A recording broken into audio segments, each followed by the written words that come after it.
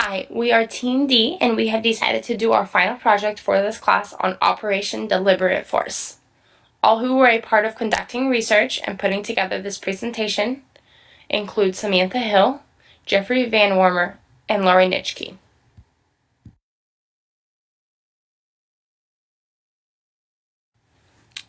Some people may ask, what exactly is Operation Deliberate Force? For our final learning team project, we have decided to talk about a specific military action.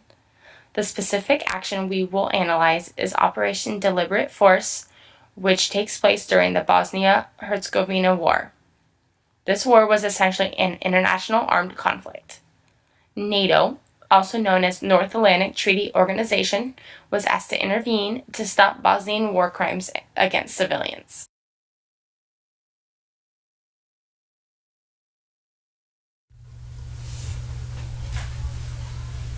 Operation Deliberate Force was a NATO-led 2.5-week-long air campaign during the Bosnia-Herzegovina War. Although extremely controversial at the time, the use of air power was critical in bringing an end to the Bosnian War. The operation lasted for 12 days and helped shift the balance of power between parties on the ground. It also helped persuade the Bosnian Serb leadership that the benefits of negotiating a peace agreement outweighed those of continuing to wage war. NATO launched 3,500 sorties and dropped 1,026 bombs on 338 individual targets. Operation Deliberate Force also helped restore credibility of NATO in the international community.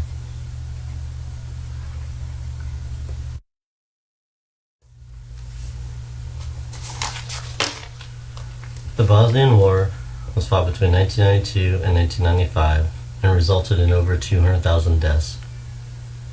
The Republic of Bosnia-Herzegovina conflict between the three main ethnic groups, the Serbs, Croats, and Muslims, resulted in genocide committed by the Serbs against the Muslims in Bosnia. Bosnia is one of several small countries that emerged from the breakup of Yugoslavia, a multicultural country created after World War I by the Western Allies. Yugoslavia was composed of ethnic and religious groups that had been historical rivals, even bitter enemies, including the Serbs, Orthodox Christians, Croats, Catholics, and ethnic Albanians, Muslims. Essentially, the Bosnian War was fought because Serbs and Croats living in Bosnia wanted to annex Bosnian territory for Serbia and Croatia, respectively. There were several mitigating factors in addition to ethnic tensions. The nationalist leader of Serbia, Slobodan Milosevic, was pushing for what he called a Greater Serbia. The Bosnian Croats and Muslims, fearing that Milosevic would try to take their land if they were still under Yugoslavian control, called for Bosnia independence. Though the international community did little to prevent the atrocities committed against Bosnians and Croats in Bosnia while they were occurring, it did actively seek justice against those who committed them. In May of 1993, the UN Security Council created the International Criminal Tribunal for former Yugoslavia at The Hague in Netherlands. It was the first international tribunal since the Nuremberg trials in 1945, and the first to prosecute genocide among other war crimes.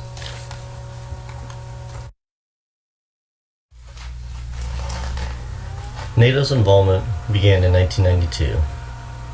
After the Dayton Accords were signed, NATO-led Implementation Force deployed to Bosnia and followed by NATO-led Stabilization Force, which ended in December of 2004. After NATO successfully implemented the military aspects of the Dayton Peace Agreement, the European Union took on NATO's stabilization role. NATO maintains a military headquarters in Sarajevo. Its main task is assisting the government in reforming its defense structures, working on counterterrorism, and apprehending war criminals.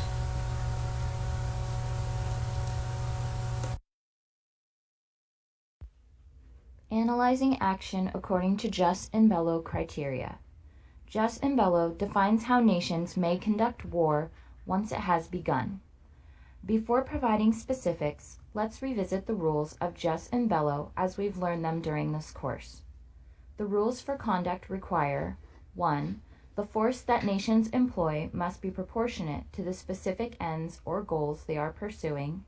And 2, the armed forces of nations should discriminate between the innocent civilian population, which shall remain immune from direct and intentional attack, and those legitimate targets of military action, such as enemy combatants. First, since the objective was to coerce the Serbs into a particular pattern of behavior rather than destroy or defeat them, commanders implemented measures that would allow them to stop action at any time. This control of force satisfied the first criteria of proportioning force or action to the specific objective pursued.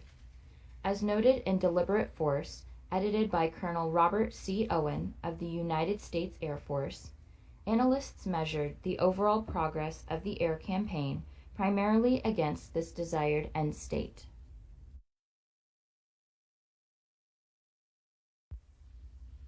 Furthermore, the early planned development of Operation Deliberate Force included the following options for action, showing a progression and expansion of force to be used as necessary, again satisfying the first criteria of jus in bello. Option 1 was the first strike phase. This was limited in scope and duration, aimed against militarily significant targets that impede or prevent implementation of UN Security Council resolution, and was assessed as having a low chance of collateral damage and a high chance of success. Option 2 was the initial follow-on phase. This was limited to immediate surroundings of safe areas and was focused on support of the UN Protection Force. Option 3 was the expanded operations phase. This expanded outside immediate areas under siege and included approved reattacks against previous targets as necessary. Included in this slide is an example of various types of targets that were defined as acceptable for Operation Deliberate Force. It is noted that implementation of the phases depended upon the response by the Bosnian Serbs to the previous phase. NATO planned and followed various options for action at progressing levels of force and steady consideration of innocent civilian population. Following the consistent failure of cooperation by the Serbs and numerous instances in which civilians were harmed by the Serbs, Operation Deliberate Force implemented these plans. Following a Serb mortar falling on a marketplace in Sarajevo, causing civilian casualties, forceful action was approved by all key holders. There was an agreed ceasefire for a few days to encourage negotiation and resolution. However, the Bosnian Serbs continued to be uncooperative. Following ceasefire, NATO dropped 1,026 bombs at 338 individual targets, in which the locations were chosen to follow both the planned options and the jus in bello criteria.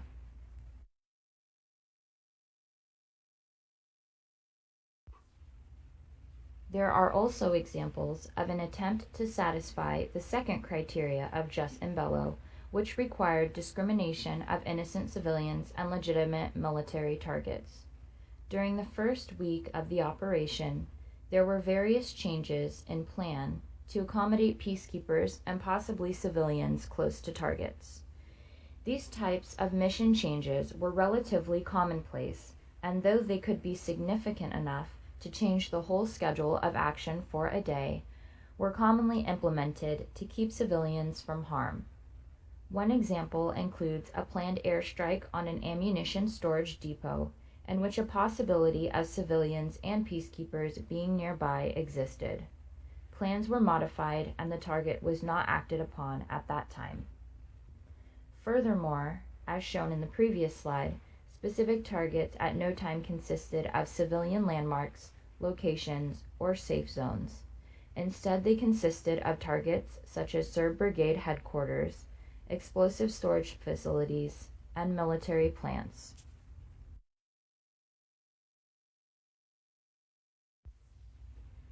For the action, Operation Deliberate Force has many positives that would encourage support of the action. First, there are many examples shown in Operation Deliberate Force satisfying the jus in bello criterion for just war. Also, because of the dual key requirements, actions could not be taken until both the UN and NATO were in agreement of use of force. This shows that consideration, control, and caution were implemented to minimize the risk of a misuse of power or resources. Furthermore, planning was built around not only peacekeeping, but also on an objective persuading a change of action in the enemy, as opposed to complete destruction of the enemy. This shows a rational and less destructive intent, and therefore reduces the concerns of unjust intent.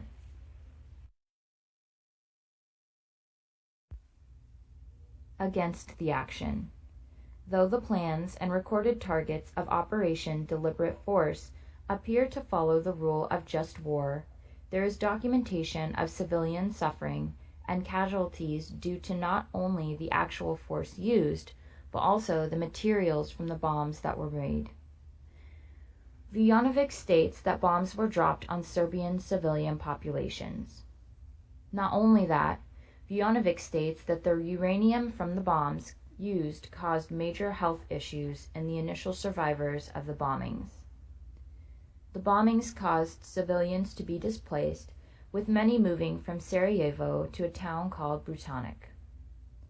While it may be expected that some sort of inaccuracy and a minimal number of civilian deaths may be encountered, Vujanovic's perspective states the number of civilian deaths were many, and these civilians were not discriminated against when the force was taken.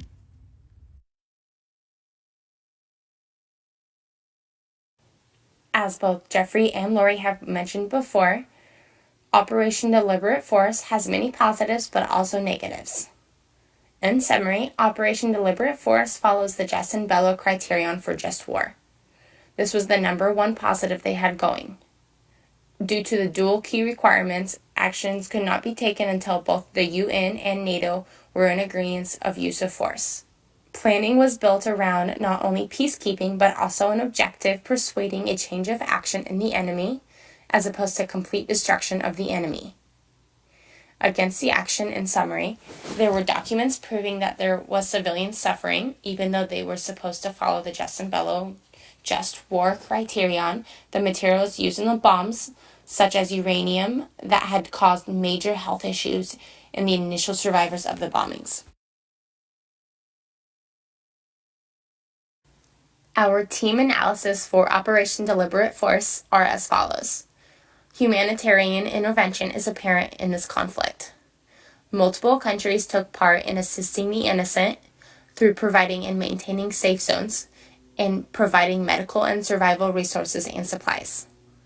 Because of civilian suffering that was being experienced due to the Serbs, intervention appears to be appropriate. Also, intervention efforts were not being controlled by one party alone. Multiple countries with varying resources took action as needed. This eliminates a theory of ill intent through another country taking action in order to take over the land. Finally, efforts were progressive and increased in length and intensity of force as needed. Resources varied from peacekeepers to bombs, and planning reflects careful thought of progression in which actions would be taken based on the circumstances. Team analysis for Operation Deliberate Force continued. There are differences in civilian casualty numbers, ranging from Vujanovic's input of large numbers of casualties to the International Committee for the Red Cross stating that Operation Deliberate Force only killed 27 civilians. While it is clear that casualties may be difficult to measure in air attacks, there is a large difference in the statements of casualties. While accuracy and consideration of innocent civilians look like they were a high priority in the planning process, the execution of Operation Deliberate Force may have not been as cautious as some documents were recorded and leaked.